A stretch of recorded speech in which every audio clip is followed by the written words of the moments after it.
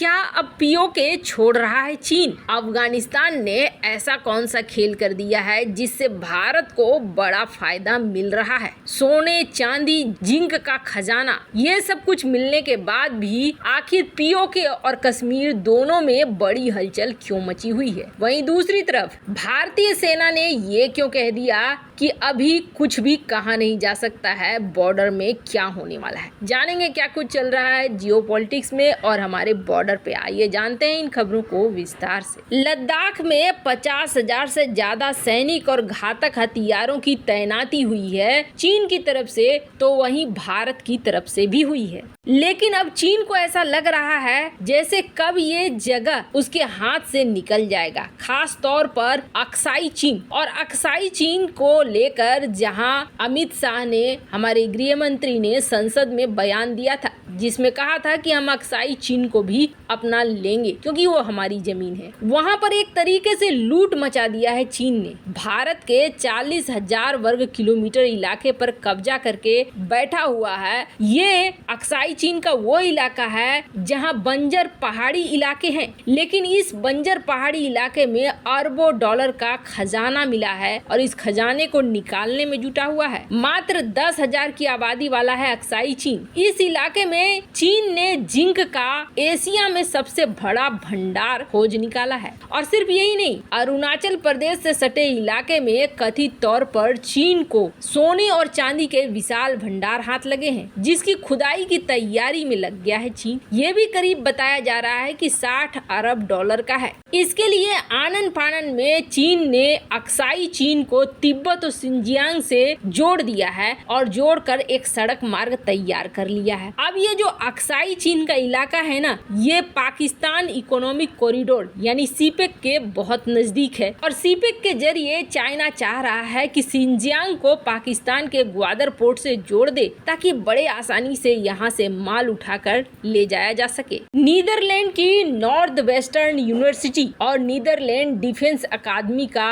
एक ताजा रिपोर्ट निकला है जिसे नाम दिया गया है rising tension in the Himalaya. इस रिपोर्ट के अनुसार चीन ने पश्चिमी सेक्टर में जिंक के दुनिया के सबसे बड़े भंडारों में से एक अक्साई चीन में उत्खनन की तेज कर दिया है। पूर्वी सेक्टर में कथित तौर पर अरुणाचल प्रदेश के पास मैकमोहन लाइन से मात्र 50 किलोमीटर की दूरी पर लुंजे काउंटी में चीन के हाथ सोने और चांदी का विशाल भंडार लगा है। यही नहीं, चीन ने यहाँ बहुत तेजी से काम बढ़ा दिया है। ये जो जिंक का मिला है भंडार, इसे कहा जा रहा है दुनिया में 7वां सबसे बड़ा भंडार है। यहाँ से करीब 1,90,00,000 टन वाला हाई क्वालिटी का जिंक और लेड निकाला जा सकता है। यानी इस खदान से चीन की जिंक की सप्लाई करीब दोगुना हो जाएगी। चीन अभी लैटिन अमेरिका से सबसे ज्यादा लेड और जिंक खरीदता है, लेकिन अभी महामारी के कारण आपूर्ति में भारी किल्लत का सामना करना पड़ रहा था। और आपको बता दें, जिंक और लेड दुनिया में इस समय भारी डिमांड पर है और इन भंडारों से चीन माला माल हो गया है जिस तरीके से जिंक की जरूरत है। पर अब आप सोचेंगे कि आप भारत कुछ भी नहीं कर रहा है, ये इलाका तो भारत का है, तो भारत को अपना इलाका लेना चाहिए। बिल्कुल सही बात है। आप देखेंगे अरुणाचल प्रदेश को लेकर भी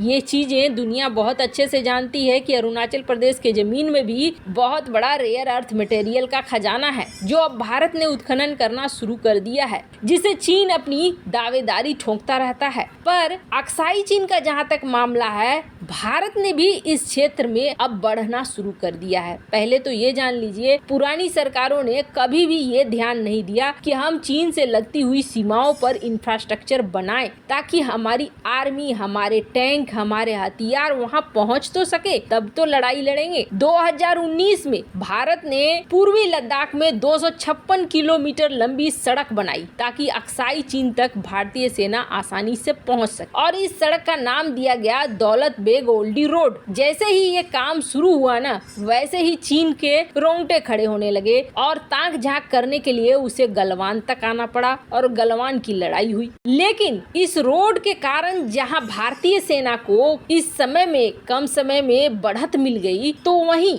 एक कड़ी थी जो यहाँ अधूरा था और उस पर काम युद्ध स्तर पर जारी था। एकदम से जल्दी जल्दी भारत सरकार उसे पूरा करना चाहती थी और आखिरकार वो काम पूरा हो गया। और वो क्या था तो आपको बता दें, वो था सहयोग सेतु, एक ब्रिज। ये ब्रिज जो अक्साई चीन के दरवाजे तक अब भारतीय सेना के टैंक, भारी भरकम सैन्य सामान इनको आसानी से पहुंचा देंगे। क्लास 70 का है, यानी 70 टन वजनी टैंक और अन्य भारी भरकम सैन्य सामानों को ये ब्रिज बहुत आसानी से सह सकता है। और आपको बता दें, जैसे ही चीन को ये समझ में आने लगा कि भारत बहुत तेजी से यहाँ पहुँच रहा है, वैसे ही इसने अपने इंफ्रास्ट्रक्चर भी बनाने शुरू कर दिए हैं और उत्खनन भी तेज कर दिया है कि जितनी जल्दी यहाँ से जितना माल समेट सकते हैं समेट ले। अब चाइना पे ग्रहण कैसे लगा है वो देखिए। सीपेक को लेकर वो बहुत ज्यादा तैयारी में दिख रहा था, लेकिन अब ये सपना पूरा होता हुआ नहीं दिख रहा है। दरअसल ये तो सीपेक को लेकर ये भी सोच बैठा था कि हम अफगानिस्तान तक सीपेक का विस्तार करेंगे। अफगानिस्तान में अमेरिका निकल गया है, जगह खाली है, या तो चीन घुस जाए या रूस घुस जाए। सोचा तो बहुत कुछ था, लेकिन यहाँ सबसे बड़ी मुश्किल ये है कि तालिबान कोई अकेला नहीं है। छोटे छोटे कई कबीला के ग्रुप हैं और इन ग्रुप से अगर निकलता है सीपेक तो यहाँ लूट होगा, खसोट होगा, उससे ज्यादा कुछ नहीं होगा। व्यापार की तो संभावना बहुत कम है। चीन भी इस चीज को समझ चुका है और रूस तो इस चीज को फेस कर रहा है। जो तेल वगैरह रूस भेज रहा है, रूस अफगानिस्तान में समझौता कर रहा है कि हाँ हम व्यापार करेंगे, उसको जगह तक पहुँचाने में ही उसे बहुत मुश्किलों का सामना करना पड़ रहा है। तो अफगानिस्तान तक तो इस सीपेक को बढ़ाने की बात ही खत्म हो गई है। अब चाइना ने कंसर्न जाहिर करना शुरू कर दिया है पाकिस्तान के साथ। चीन ये कह रहा है कि अब आतंकवाद हमारे लिए चुनौती बन रही है और पाकिस्तान की सेना हमें सुरक्षा नहीं दे पा रही है। अब हालात ऐसे हो गए हैं कि अफगानिस्तान तक बढ़ने की बात तो छोड़ दीजिए, जो पीओके का इलाका है वहाँ पर भी तालिबान की पहुँच दिख रही है। तालिबान ने हाल ही में यहाँ पर अपनी मौजूदगी को दर्ज किया है। हालांकि ये भारत के लिए भी सही नहीं है, पर अब यहाँ पर चीन के लिए टेंशन जरूर बन गई है और चीन अपने मकसद पूरा करके पीओके से जल्दी निकलना चाह रहा है। वैसे आपको बता दें, भारतीय आर्मी ने इसको लेकर एक बड़ा बयान दिया है। कहा है कि अभी अस्थिरता तो दिख रही है, लेकिन कुछ कहा नहीं जा सकता है कि भविष्य में क्या हो जाए और क्या नहीं हो। बात सिंपल सी है। हाल में डॉक्टर एस जयशंकर ने भी बयान दिया था। इस बयान में ये कहा था कि चीन के ऊपर भरोसा नहीं किया जा सकता है और हमारे इस रिश्ते एकदम से नॉर्मल अचानक से तो नहीं हो सकते हैं। खैर, आगे कुछ बड़ा रखा हुआ है, ये तो तय दिख रहा है। वैसे इन सब मामले में आपकी क्या राय है, कमेंट कर जरूर बताएं।